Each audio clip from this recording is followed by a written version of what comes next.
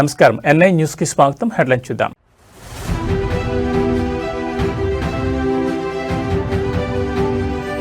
జీవన్ రెడ్డికి అస్వస్థత, రాజకీయ ఒత్తిడిన food పాయిజనా?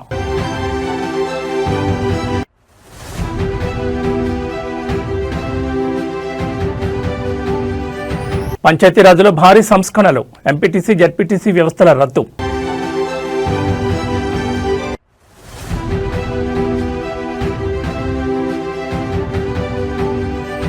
Kethanapalli chairman పీఠం కోసం కోట్ల యుద్ధం, కౌన్సిలర్కు 3 కోట్ల ఆఫర్. కాంగ్రెస్ పార్టీ సీనియర్ నాయకులు మాజీ మంత్రి టి జీవన్ రెడ్డి తీవ్ర అస్వస్థతకు గురయ్యారు. కొద్దిసేపటి క్రితమే ఆయన హైదరాబాద్లోని నిమ్స్ ఆసుపత్రికి తరలించారు కుటుంబ సభ్యులు. గత రాత్రి నుంచి ఆయన వాంతులు విరేచనాలతో ఇబ్బంది పడుతున్నట్టు తెలుస్తోంది. ఫుడ్ పాయిజన్ కారణంగానే ఆయన అస్వస్థతకు లోనయ్యారని ప్రాథమికంగా తెలుస్తోంది. ప్రస్తుతం నిమ్స్ వైద్య బృందం ఆయనకు అత్యవసర చికిత్స అందిస్తోంది. ఆయన ఆరోగ్య పరిస్థితిని డాక్టర్లు నిశితంగా పర్యవేక్షిస్తున్నారు. మరోవైపు జీవన్ రెడ్డి గత కొద్ది రోజులుగా పార్టీ పరిణామాలపై తీవ్ర అసంతృప్తితో ఉన్న విషయం తెలిసిందే. ముఖ్యంగా జగిత్యాల రాజకీయాల్లో చోటు చేసుకున్న పరిణామాలు ఆయన తీవ్రంగా కలిచివేస్తున్నాయి. గత అసెంబ్లీ ఎన్నికల్లో ప్రత్యర్థిగా ఉన్న సంజయ్ కుమార్ కాంగ్రెస్ లో కీలకంగా మారడాన్ని జీవన్ రెడ్డి జీర్ణించుకోలేకపోతున్నారు. ఇటీవల జరిగిన మున్సిపల్ ఎన్నికల్లో తన వర్గానికి కేవలం 20 టికెట్లు ఇచ్చి సంజయ్ కుమార్ వర్గానికి 30 టికెట్లు ఇవ్వడంపై ఆయన రాష్ట్ర నాయకత్వంపై నిప్పులు చెరిగారు. ఫలితాల అనంతరం కీలకమైన మున్సిపల్ చైర్మన్ పదవిని కూడా సంజయ్ కుమార్ వర్గానికి కట్టబెట్టడంపై జీవన్ రెడ్డి తీవ్ర ఆగ్రహంతో ఉన్నట్లు సమాచారం. అటు రాజకీయ ఒత్తిడి, ఇటు అనారోగ్యం, ఈ 2 అంశాలు ఇప్పుడు జిల్లా రాజకీయాల్లో చర్చనీయాంశంగా మారాయి. ఇన్ని బాధలు, ఇన్ని అవమానాలు తట్టుకునే కానీ నిలబడుతున్నా. ఈ అవమానాలు ఎంతకాలం భరించుడు, ఈ అవమానాలు ఎంతకాలం భరించుడు అని చెప్పి అంటున్నాను నేను. 20 తారీఖు నాడు ఏది ఎత్తుందో ఎమ్మెల్యే గారితో కలిసిందట. 28 నాడు ఏదో మరి నామినేషన్ ఇంట్రడ్యూషన్ తెలియదు. 28, 29, 30 నాకు తెలియదు. ఇప్పుడు ఆయన చెక్ కుర్చీలో కూర్చున్నాడు. మరి ఈయన గానికి ఏం అనుబంధం, ఏ రుణం తీసుకుంటున్నావు ఏందో మాకు తెలియదా?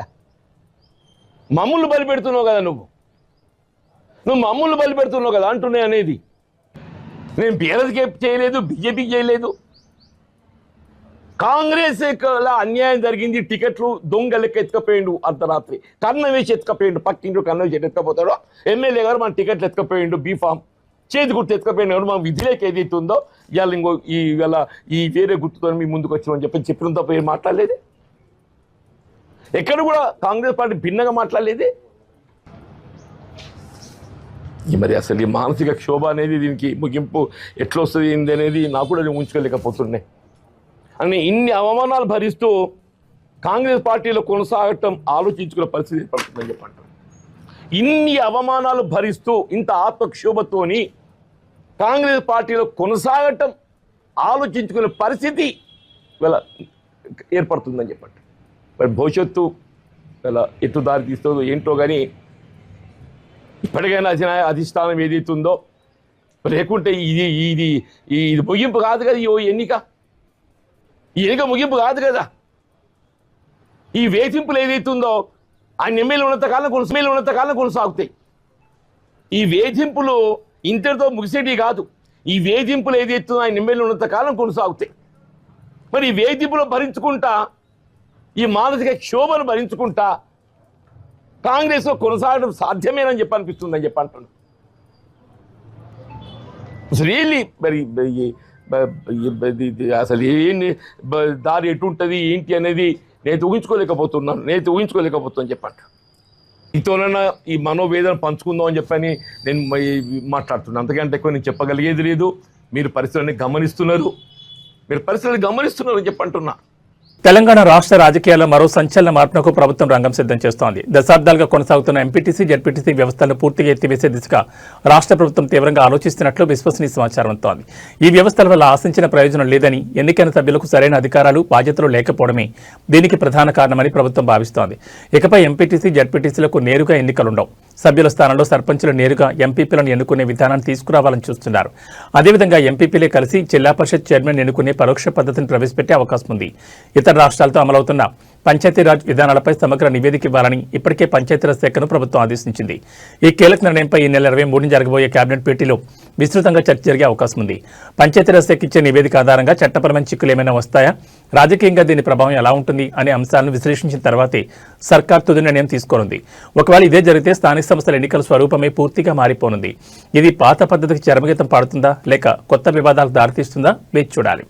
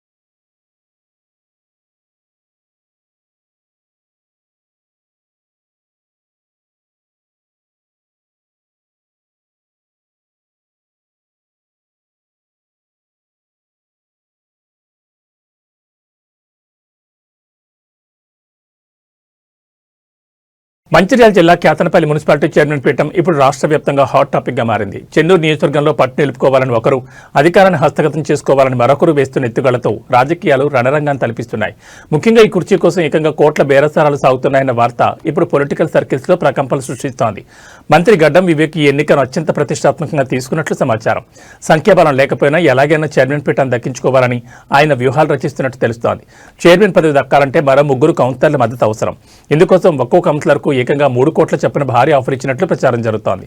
కౌన్సిలర్లు చిక్కకపోవడంతో వారి కుటుంబ సభ్యుల ద్వారా ఒత్తిడి తెచ్చే ప్రయత్నాలు కూడా ముమ్మరంగా సాగుతున్నట్లు సమాచారం.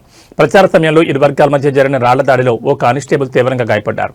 ఈ ఘటనలో మాజీ ఎమ్మెల్యే బాల్కోసుమన్ను పోలీసులు అరెస్ట్ చేసి రిమాండ్కు తరలించడంతో రాజకీయం మరింత హీట్ ఎక్కింది. మంత్రి ఆఫర్ల నేపథ్యంలో బీఆర్ఎస్ అప్రమత్తమైంది. తమ కౌన్సిలర్లు చేజారిపోకుండా వారిని రహస్య ప్రాంతాలకు తరలించి కంటికి రెప్పలా కాపాడుకుంటోంది. బలం లేకపోయినా బేరసారాలతో పేటను దక్కించుకోవాలని మంత్రి చూస్తుంటే తమ కోటాను కాపాడుకోవాలని గులాబీదళం పోరాడుతోంది. మరి ఈ కోట్ల రాజకీయం ఎటు దారితీస్తుంది? కేతనపల్లి పీఠంపై ఎవరు కూర్చుంటారు అనేది ఇప్పుడు ఉత్కంఠ రేపుతోంది.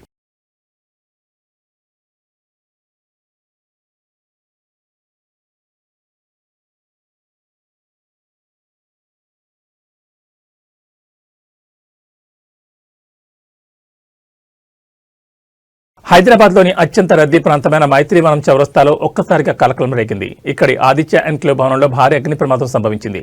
నీలగిరి బ్లాక్ మొదటి అంతస్తులోని రామ్దేవ్ ఇన్ఫోటెక్, శివం టెక్నాలజీ దుకాణాల్లో మంటలు చెలరేగి క్షణాల్లోనే ఆ ప్రాంతమంతా దట్టమైన పొగలు అలుముకున్నాయి. ప్రమాదం జరగానే విద్యార్థులు భవనం కిందకు పరుగులు తీశారు. లోపల చిక్కున్న వారిని పోలీసులు, హైడ్రా సిబ్బంది నిచ్చెనల సహాయంతో అత్యంత చాకచక్యంగా సురక్షితంగా బయటకు తీసుకొచ్చారు. ఘటనా స్థలానికి చేరుకున్న అగ్నిమాపక సిబ్బంది శ్రమించి మంటలను ఆర్పివేశారు. ఎవరికి ఎలాంటి ప్రాణ నష్టం జరగకపోవడంతో అటు తల్లిదండ్రులు, ఇటు అధికారులు ఊపిరి పీల్చుకున్నారు. ప్రాథమిక సమాచారం ప్రకారం గ్రౌండ్ ఫ్లోర్లోని ఎలక్ట్రికల్ ప్యానెల్ బోర్డులో షార్ట్ సర్క్యూట్ సంభవించడమే ఈ ప్రమాదానికి ప్రధాన కారణమని ప్రత్యక్ష సాక్షులు చెబుతున్నారు. మంటలు మొదటి అంతస్తు చేరడం, దట్టమైన పొగలు 2వ అంతస్తు వరకు వ్యాపించడంతో ముందస్తు జాగ్రత్తగా భవనాన్ని పూర్తిగా ఖాళీ చేయించారు. అమీర్పేట్ వంటి రద్దీ ప్రాంతాల్లో వేలాది మంది విద్యార్థులుండే భవనంలో ఈ ప్రమాదం జరగడం భద్రతా ఏర్పాట్లపై మరోసారి ప్రశ్నలు రేకెత్తిస్తోంది.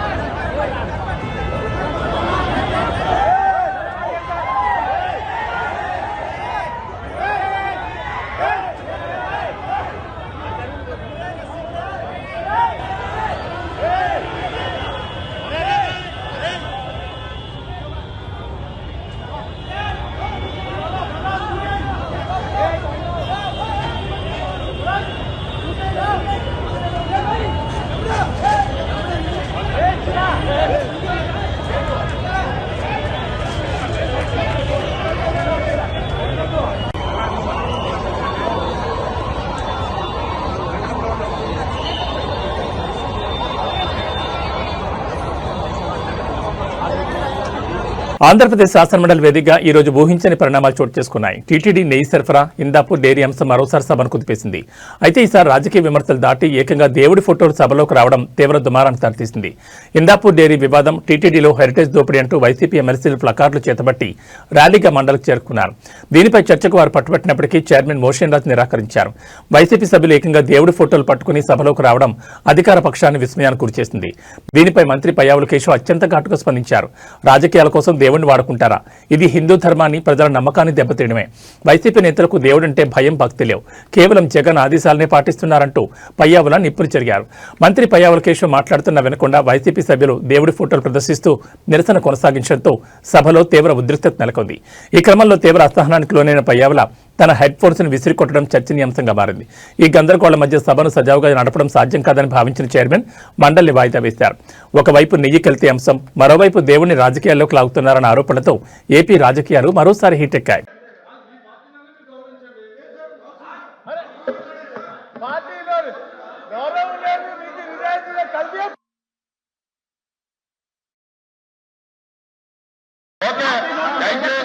ఇప్పుడు మీరు హౌస్ గౌరవించేవాళ్ళైతే మీరు కింద దిగండి, మీరు కింద దిగండి, దిగండి.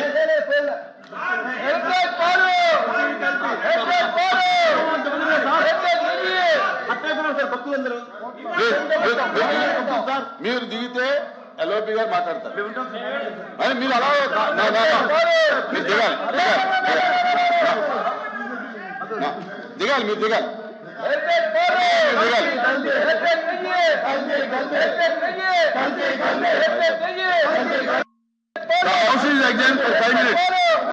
మాజీ మంత్రి వైసీపీ నేత అంబటి రాంబాబు జైలు నుంచి బెయిల్పై బయటకు వచ్చిన తర్వాత ఆ పార్టీ అధినేత జగన్ ను కలిశారు. తాడేపల్లిలోని జగన్ నివాసానికి వెళ్లి జగన్ తో భేటీ అయ్యారు. ఈ సందర్భంగా తనపై ప్రభుత్వం పెట్టిన కేసులు, టీడీపీ శ్రేణులు తన ఇంటిని ధ్వంసం చేసిన తీరు, హత్యాయత్నం, పోలీసులు వ్యవహరించిన తీరును జగన్ కు వివరించారు. అంబటి రాంబాబుతో పాటు జగన్ ను కలిసిన వారిలో ఎన్టీఆర్ జిల్లా వైసీపీ అధ్యక్షుడు దేవినేని అవినాష్, ఎంపీ పిల్లి సుభాష్ చంద్రబోస్, మాజీ ఎంపీ నందిగం సురేష్, మాజీ ఎమ్మెల్యే మల్లాది విష్ణు ఉన్నారు. ఈ సందర్భంగా జగన్ మాట్లాడుతూ తప్పుడు కేసులపై ఆందోళన చెందాల్సిన అవసరం లేదని అన్నారు. కేసులను చట్టపరంగా ఎదుర్కొందామని భరోసా ఇచ్చారు. ఇదే సమయంలో పోలీసులు వ్యవహరిస్తున్న తీరును జగన్ తప్పుపట్టారు. కొందరు పోలీసు అధికారులు కూటమి ప్రభుత్వంలోని పార్టీలకు ఒత్తాసు పలుకుతున్నారని అన్నారు. ప్రజల తరపున చేస్తున్న పోరాటంలో ఎదురయ్యే వేధింపులు, ఆటంకాలను ధీటుగా ఎదుర్కొని ప్రజలకు అండగా నిలుద్దామని చెప్పారు. పార్టీ నేతలు, కార్యకర్తలు ఆందోళన చెందాల్సిన అవసరం లేదని అన్నారు.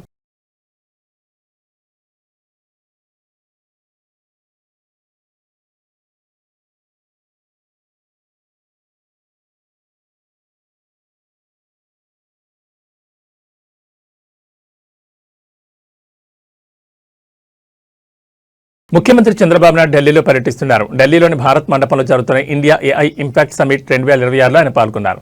ఆంధ్రప్రదేశ్ను ఆర్టిఫిషియల్ ఇంటెలిజెన్స్ రంగంలో అగ్రగామిగా నిలపేందుకు పలు కీలక ఒప్పందాలు, ఉన్నత స్థాయి సమావేశాల్లో ఆయన పాల్గొంటున్నారు. ఉదయం 9:30 గంటలకు జరిగిన AI accelerators fuelling India's economic growth plenary సెషన్లో అస్సాం ముఖ్యమంత్రి హిమంత్ బిశ్వ శర్మ, కేంద్ర మంత్రి జితిన్ ప్రసాద్తో కలిసి చంద్రబాబు పాల్గొన్నారు. అనంతరం కేంద్ర మంత్రి Ashwini Vaishnaw, world economic forum CEO Borge బ్రెండ్తో కలిసి కృత్రిమ మేధస్సు ద్వారా పోటీతత్వం అనే అంశంపై జరిగే రౌండ్ టేబుల్ సమావేశంలో పాల్గొంటారు. ఈ పర్యటనలో భాగంగా ముఖ్యమంత్రి సమక్షంలో రాష్ట్ర ప్రభుత్వం పలు ప్రతిష్టాత్మక సంస్థలతో ఒప్పందాలు చేసుకోనుంది. IBM, United nations international computing centre, IIT Madras, Nvidia వంటి సంస్థలతో ఏఐ మౌలిక సదుపాయాలు, క్వాంటం నైపుణ్యాభివృద్ధికి సంబంధించి మొత్తం 7 ఒప్పందాలు కుదరనున్నాయి. వీటితో పాటు యునైటెడ్ కింగ్డమ్ ప్రతినిధి బృందంతోనూ చంద్రబాబు భేటీ కానున్నారు. అదేవిధంగా అరాంకో, అడోబ్, ఆటోడెస్క్ వంటి ప్రపంచ ప్రఖ్యాత కంపెనీల MD, CEOలతో కూడా సమావేశమై రాష్ట్రానికి పెట్టుబడులను ఆకర్షించడంపై చర్చిస్తారు.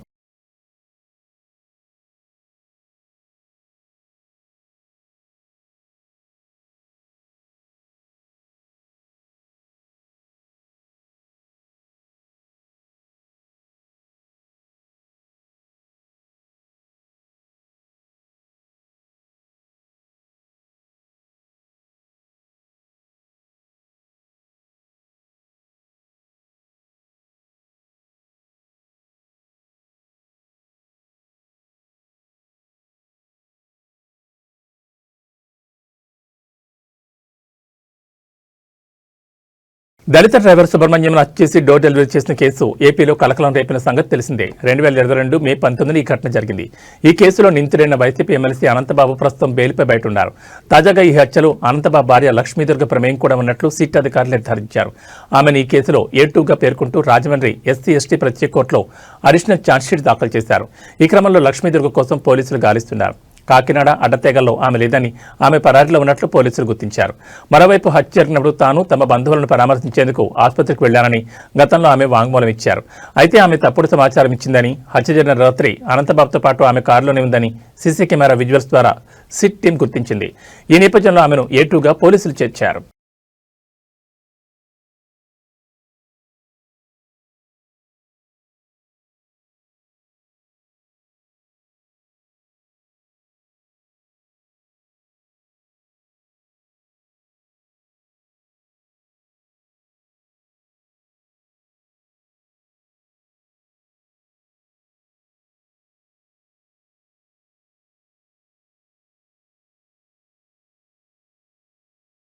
రాష్ట్రంలోని గ్రామ పంచాయతీ సర్పంచులకు ఆంధ్రప్రదేశ్ ప్రభుత్వం శుభవార్త చెప్పింది. 15వ ఆర్థిక సంఘం నిధుల వినియోగానికి అనుమతినిస్తూ కీలక ఉత్తర్వులు జారీ చేసింది. ఈ మేరకు పంచాయతీరాజ్ గ్రామీణాభివృద్ధి శాఖ అధికారికంగా ఆదేశాలిచ్చింది. ప్రభుత్వ తాజా నిర్ణయంతో గ్రామాల్లో పెండింగ్లో ఉన్న బిల్లుల చెల్లింపు ప్రక్రియ వేగవంతం కానుంది. జనవరి 5వ తేదీన గ్రామ పంచాయతీలు చేసిన తీర్మానాల ఆధారంగా ఈ నిధులను వినియోగించుకోవాలని ప్రభుత్వం తన ఉత్తర్వుల్లో స్పష్టం చేసింది. ఇప్పటికే పూర్తి చేసిన పనులకు సంబంధించిన వివరాలను మెజర్మెంట్ పుస్తకాల్లో నమోదు చేసి ఉంటే ఆ బిల్లులను చెల్లించొచ్చని తెలిపింది. గ్రామాల్లో చేపట్టిన వివిధ అభివృద్ధి పనులకు సంబంధించిన బిల్లులు చాలా కాలంగా పెండింగ్లో ఉండడంతో సర్పంచులు ఇబ్బందులు ఎదుర్కొంటున్నారు. ఈ నేపథ్యంలో 15వ ఆర్థిక సంఘం నిధులను వాడుకునేందుకు ప్రభుత్వం అనుమతి ఇవ్వడం వారికి ఊరట కలిగించే అంశం. ఈ నిర్ణయంతో పంచాయతీల్లో నిలిచిపోయిన చెల్లింపులకు మార్గం సుగమమైనట్లయింది.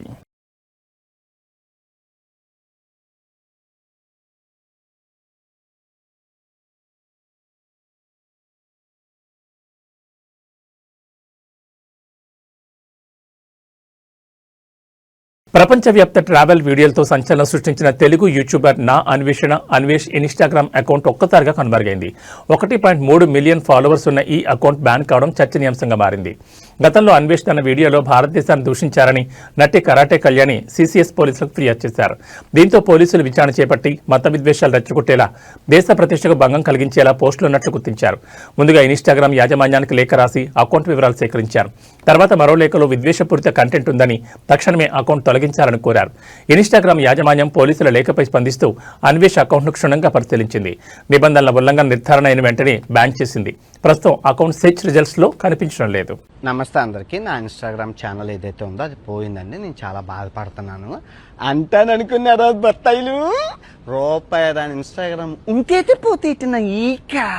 ఇప్పుడు మీరు జాగ్రత్తగా వినండి బత్తాయిలు.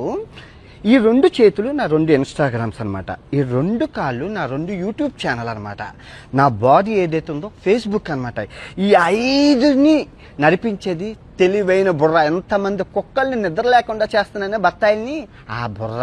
సో ఇప్పుడు మీరు ఏం చేశారు? ఈ బత్తాయిలందరూ కలిపి ఈ చెయ్యిని ఎరగొట్టేశారు. ఇంకో చెయ్యి ఉంది, 2 కాళ్ళు ఉన్నాయి, నడుచుకుంటూ వెళ్ళిపోతాను. ఇప్పుడు ఈ ఇన్స్టాగ్రామ్ని కూడా ఎరగొట్టేశారు. 2 కాళ్ళు ఉన్నాయి, పరిగెత్తుకుంటూ వెళ్ళిపోతాను. ఇప్పుడు ఈ కాలు తీసేశారు. ఒంటి కాలు ఉంది, ఒంటి కాలుతో వెళ్ళిపోతాను. ఇప్పుడు ఆ 2 కాళ్ళు తీసేశారు. బాడీ ఉంది, దేకుంటూ వెళ్ళిపోతాను. బాడీ కూడా తీసేశారు. తల ఉంది, మాట్లాడుకుంటూ వెళ్ళిపోతాను. సో నేను దొరికితే తెయ్యాల్సింది ఏంటి? అలా సంభాజీ మహారాజ్కి ఎగురుతుంది కదా తల, అలా ఎగరాలన్నమాట.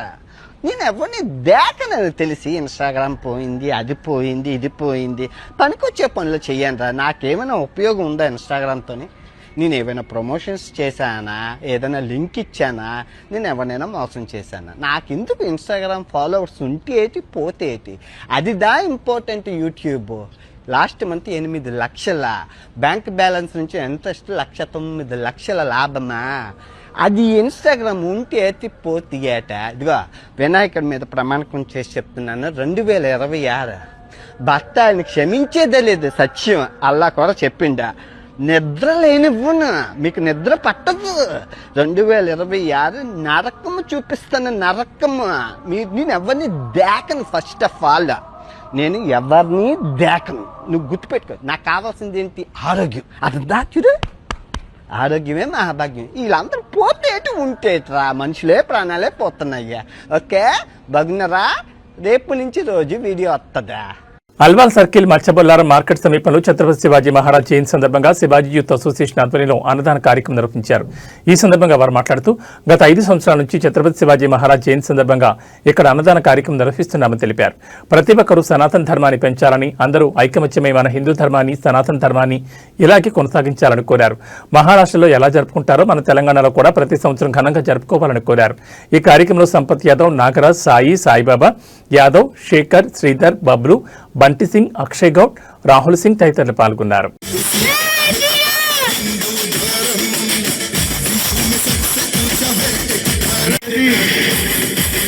ఛత్రపతి శివాజీ జయంతి సందర్భంగా ఇక్కడ అన్నప్రసాదం ఏర్పాటు చేయడం జరిగింది.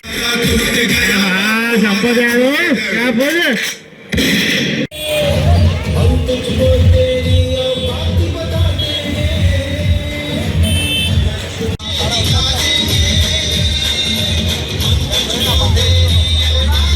ఈరోజు మత్స్యబొల్లారం జెడ్పీటీ స్కూల్ ద్వారా అన్నప్రసాదం కార్యక్రమం నిర్వహిస్తున్నాం.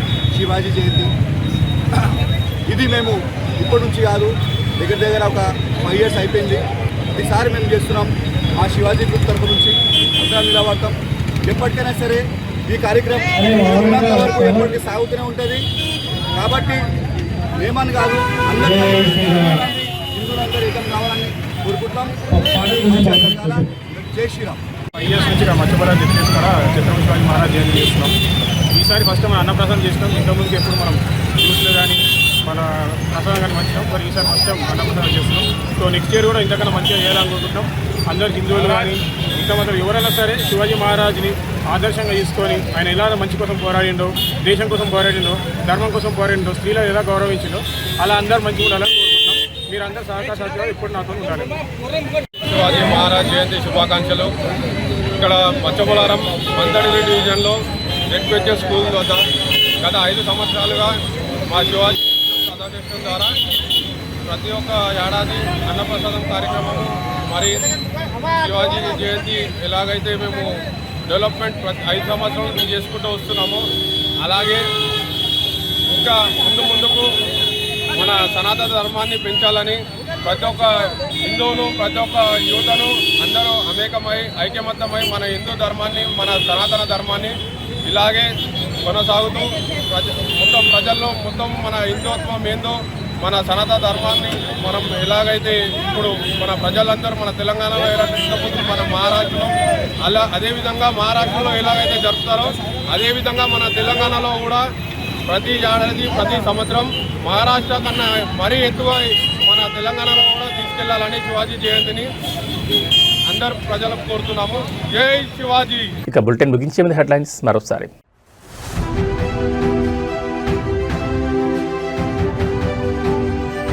జీవన్ రెడ్డికి అస్వస్థత, రాజకీయ ఒత్తిడిన ఫుడ్ పాయిజనా?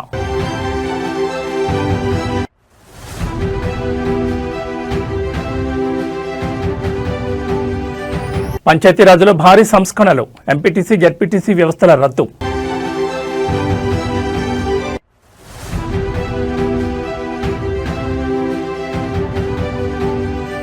కేతనపల్లి చైర్మన్ పీఠం కోసం కోట్ల యుద్ధం, కౌన్సిలర్కు 3 కోట్ల ఆఫర్. ఏబీ బులెటిన్ విశేషాలు. నమస్కారం.